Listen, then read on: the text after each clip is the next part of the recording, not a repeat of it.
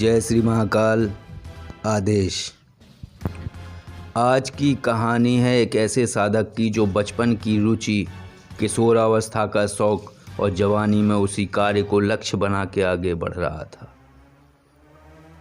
जो उसने प्रथम साधना की थी वो यक्षिणी कालकर्णी की थी। उसके घर का माहौल, उसके घर में इसी तरीके के तमाम लोग आते रहते थे। दादा भी तांत्रिक थे, पिता भी तांत्रिक थे। वो तमाम ओझाओं, तांत्रिकों, मांत्रिकों से मिला, लेकिन ये घटना उसके जीवन की अनगिनत घटनाओं में से एक है, क्योंकि हर बार सफल होना किसी कार्य में ये सुनिश्चित नहीं किया जा सकता। तो कई बार ऐसे झंझट आते हैं व्यक्ति के सामने, ऐसी समस्याएं उठती हैं जिनसे निकलने में उन्हें बड़ी जद्दोजहद करनी पड़ती है। उन नन्हे साधक, उस समय वो छोटे थे जब उन्होंने प्रथम साधना की थी। 12-13 वर्ष की आयु थी उस समय उनकी। उनके यहाँ एक प्रकार का पीढ़ी दर पीढ़ी से ये कार्य हो रहा था। दादा तांत्रिक थे, पिताजी भी लोगों को झाड़ फूक करते थे। लोग आते, वो बालक उनका झूमना देखता, सवारी आना, भूत प्रेत से ग्रस्त व्यक्तियों का उछलना कूदना, फिर वहाँ से ठीक होके जाना, ये सारा कुछ बचपन से ही देखते आ रहे थे। 10-12 की उम्र में इसी क्षेत्र में प्रवेश करने का उन्होंने दृढ़ निश्चय किया। दादा से मिले, क्योंकि पिताजी का सामना करना कठिन था। अगर ये बात बोलते तो थप्पड़ों का प्रसाद मिल जाता। इससे दादा से इस विषय में बात करना सबसे सुरक्षित था। दादा, मुझे भी सिद्धि करनी है। अच्छा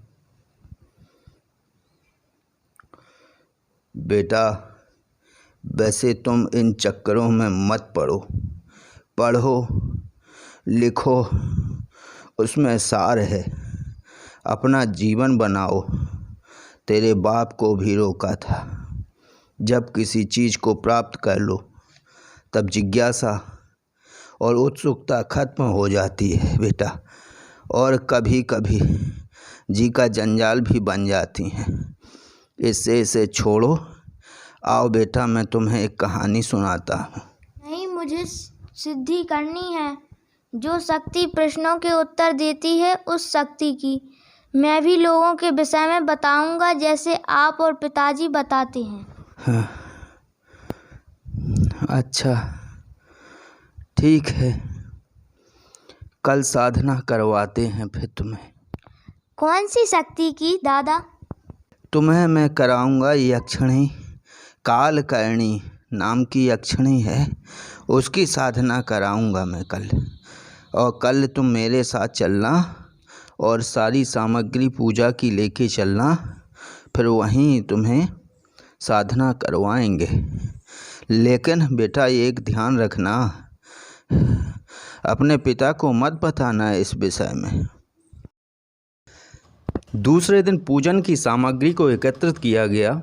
दादा और पोता दोनों निकल पड़े निर्जन स्थान की ओर। और रात्रि में ये साधना संपन्न होनी थी। गांव के बाहर एक पहाड़ी थी, वहीं उसके नीचे एक बट वृक्ष लगा हुआ था। विधान अनुसार इस साधना को बट वृक्ष के नीचे करना था। चले जा रहे थे दोनों लोग रास्ते में, तो दोनों लोग निकल पड़े उस निर्जन स्थान की ओर। बेटा धीरे धीरे चलना, क्योंकि कुछ थकान होती है। दादा, कहाँ होगी ये साधना? बेटा वो पहाड़ी दिख रही है ना, उसके नीचे एक बट वृक्ष है, उसी के नीचे साधना करनी है। तो वहाँ तक चलना है बेटा, 2 किलोमीटर चलना होगा अभी। ये आवाज़ें किस जानवर की हैं? ये रात में रोते क्यों हैं? बेटा जानवर हैं ये, घूमते रहते हैं। सर्दी है, उनको कौन कहाँ आराम है। ये सियार और भेड़ियों की आवाज़ है। ये निशाचर हैं, रात्रि में घूमते रहते हैं। ये उन्हीं की आवाज़ है। ठीक है बेटा, चले चलो धीरे धीरे। धीरे धीरे बढ़ते हुए वहीं पहुंच गए और आसन डाला गया। आसन डाला गया, तेल का दीपक जागृत किया गया, वृक्ष के पत्ते पर गुड़ रखा गया। शराब से कुछ मंत्र बोलते हुए दादा ने उस नन्हे साधक के चारों ओर अभिमंत्रित सुरक्षा घेरा बनाया, उसे मंत्र बताया और सारी स्थितियों से अवगत कराया जो उसके साथ घटित होने वाली थी। बेटा, इस पे आसन पे बैठना और आसन से उठना नहीं है तुम्हें किसी भी स्थिति में, क्योंकि एक पिशाचिनी स्वरूप वाली स्त्री आएगी तुम्हारे सामने। ये कोई और नहीं, वही यक्षिणी होंगी जो तुम्हें डराने की पूरी कोशिश करेंगी। अगर तुम डर गए तो तुम्हारी साधना असफल हो जाएगी। बेटा, डरना नहीं है, उन्हें अहोभाव से प्रणाम करना है और एक पत्ते पर गुड़ रखा है उसको नहीं, जो दूसरे पत्ते पर दूध की मलाई रखी हुई है ये अर्पित करनी है तुम्हें। और अगर उन्होंने उसे जीभ से चाट लिया तो समझो साधना सफल हो गई तुम्हारी, नहीं तो दोबारा से करनी होगी। ठीक है, ध्यान रखना। ठीक है, कोई भी आए मैं नहीं उठूंगा दादा। हाँ बेटा, बिल्कुल नहीं उठना है और ये प्रसाद जरूर अर्पण करना है जो कि वो जीभ से स्वयं चाट लेंगी उस पत्ते के ऊपर से।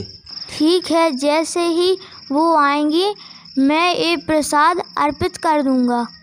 ठीक है बेटा, तुम जाप शुरू करो और मैं उस वृक्ष के नीचे बैठा हूँ। देखो ये उतनी दूर दिख रहा है तुम्हें ना? दिख रहा है ना? हाँ हाँ, तो वहीं बैठा हूँ मैं, डरना नहीं। पाठ जाप अपना प्रारंभ करो और जैसे ही वो आएंगी कुछ आवाज़ें भी होंगी पत्तों की खड़खड़ाने की। घबराना नहीं है, ये पहले पत्ते खड़केंगे फिर वो आएंगी और तेज़ आवाज़ भी करेंगी। बिल्कुल डरना नहीं, अपना पाठ करो, मैं बैठा हुआ हूँ यहीं पे।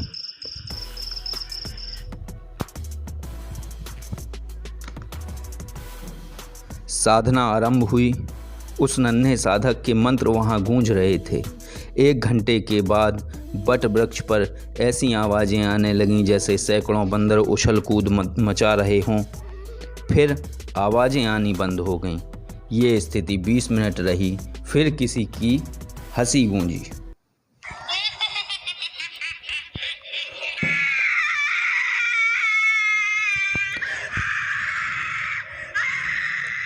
इस प्रकार की हंसी गूंज रही थी वहाँ, लेकिन बच्चा, वो नन्हा साधक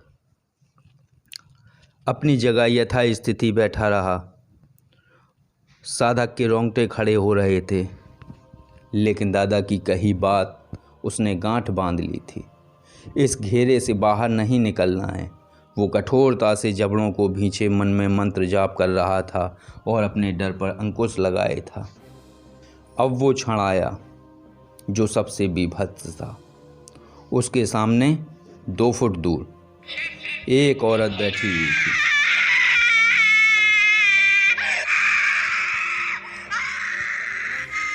उसके सामने बस यही चीत्कार करने लगी।